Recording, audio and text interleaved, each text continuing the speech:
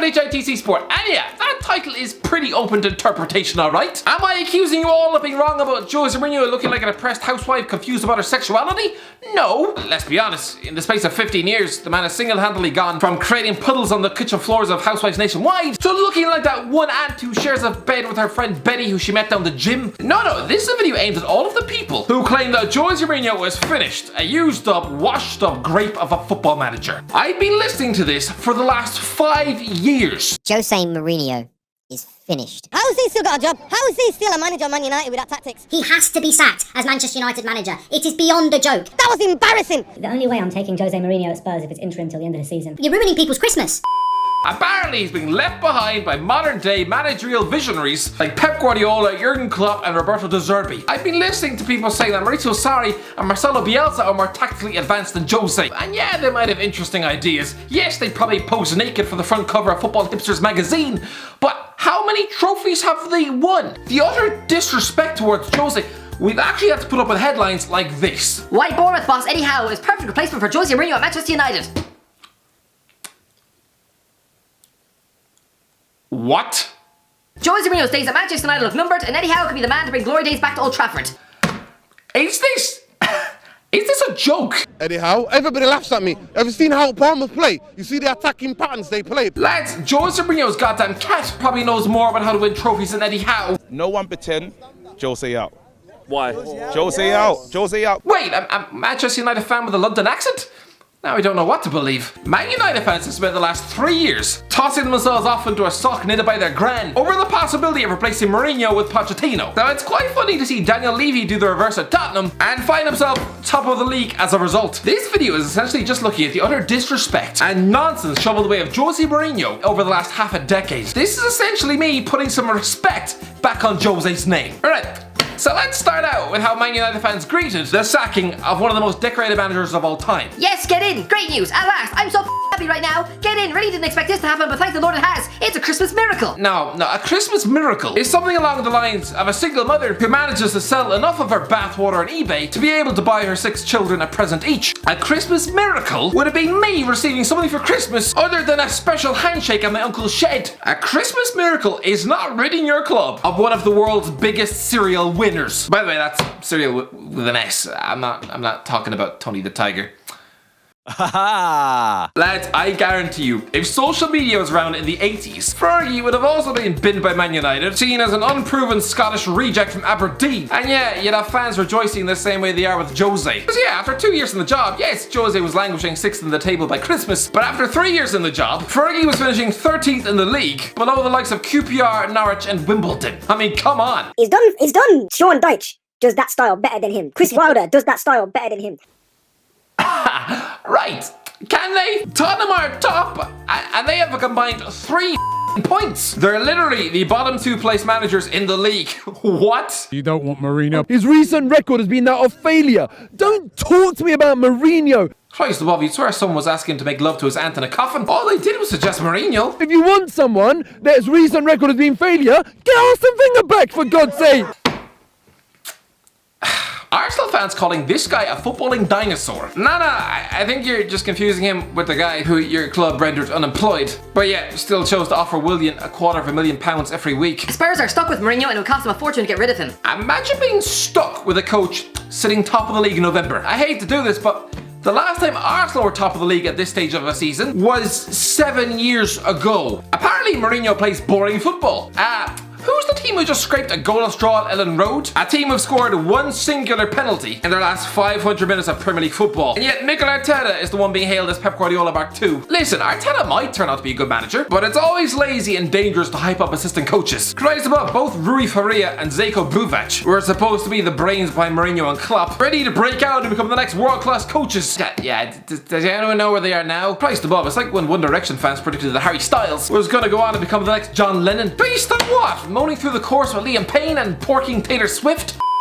Oh, by the way, lads, try and hit 500k as soon as possible. If you'd like to hit that subscribe button, you would be the greatest person on planet Earth. Alright, let's get back in the video.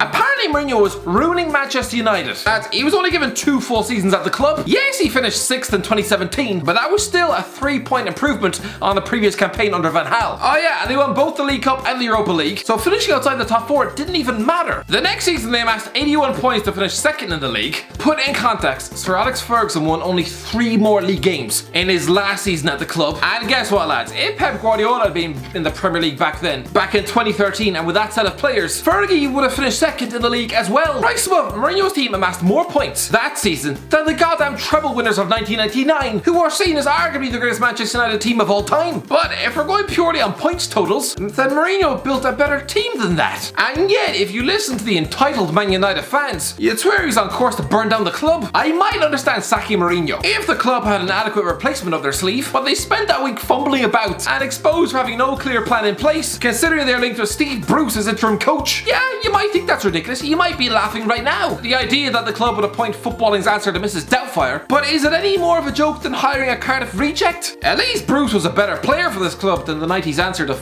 Chicharito. Okay, that was probably a little harsh. He did win the Champions League. But imagine sacking Jose Mourinho when the 5th favourite for the job is Michael Carrick. That's like dumping your wife of 20 years, the mother of your kids, only to swipe yes on a Bulgarian grandmother of 6 with back problems. When the favourites for the job are Eddie Howe, Arsene Wenger and Nicky Butt, kinda shows you the club didn't have a plan. Get rid of him. Get Fergie back. And we need to win out. We'll take it. Guys, well, some fans actually wanted Jose's replacement to be Sir Alex Ferguson, a legendary manager, yes, but this was less than 6 months after he underwent brain surgery. First of all, the last thing a 78-year-old surgery patient needs is returning to work to coach Ashley Young and Fred. That would probably be enough to make him demand to be put back to sleep. Jose Mourinho's last game in charge, a 3-1 walloping at Anfield, and Man United fans seem to react to this as if he just defecated on the front porch. Apparently this was a crime not only worthy of the sack, but public exile from the country. Oh yeah.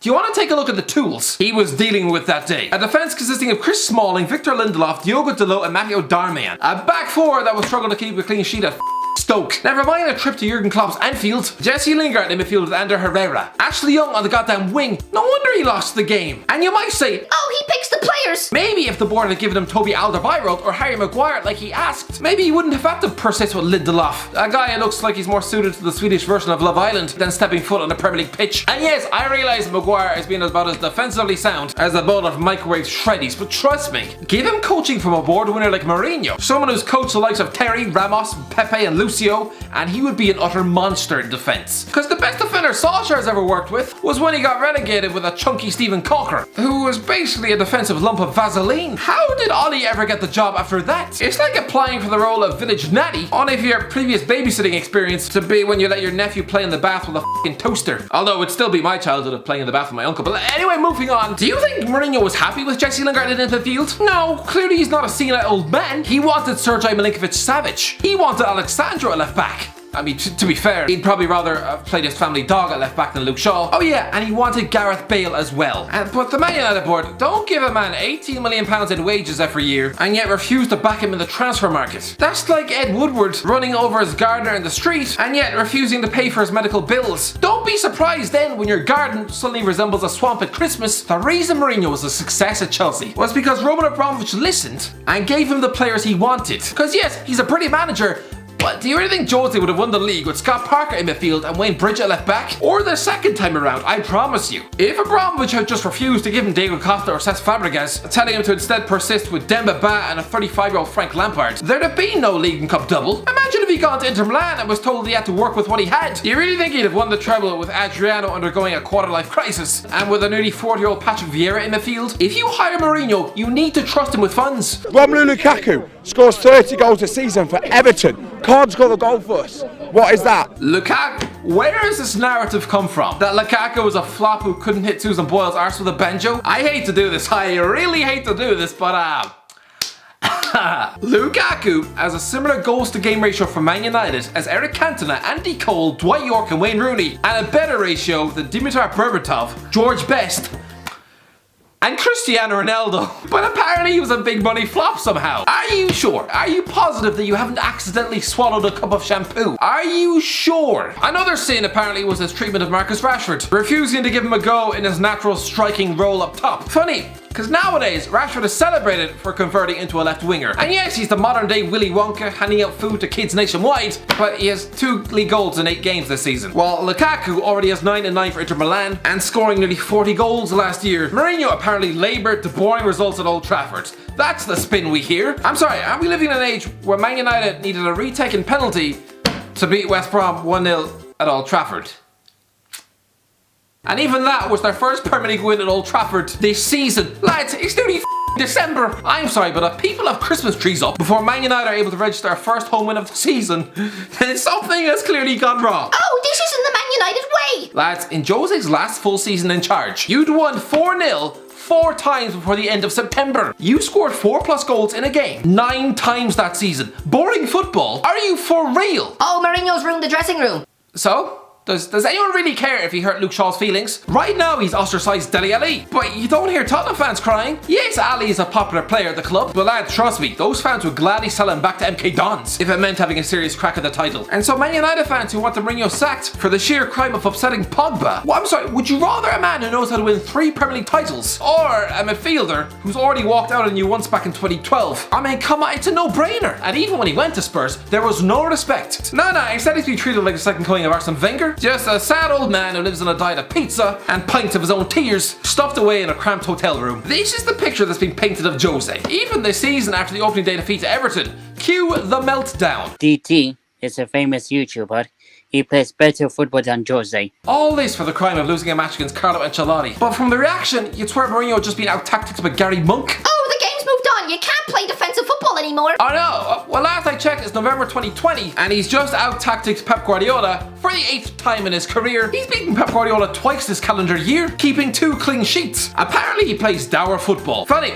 Didn't he also coach a team who stuck 5 past Southampton and 6 past David De Gea? Are we forgetting the Chelsea team of the winter of 2014 played some of the most scintillating football the Premier League has ever seen? And yes, right up there with some of the football that was played by the Invincibles. I'm not even joking. Is everyone forgetting the 50 goals they scored before Christmas? The 6-0 demolition job of Arsenal, the 4-0 thumping of Tottenham, the 6-3 win at Everton. But no, the media seems to continue to portray this guy as if he's the Portuguese Tony Pulis. I'm sorry, but this is a myth. The fact that Mourinho apparently ruins clubs from the inside out. People will try to tell you that he left Chelsea in a terrible state and a hole of despair.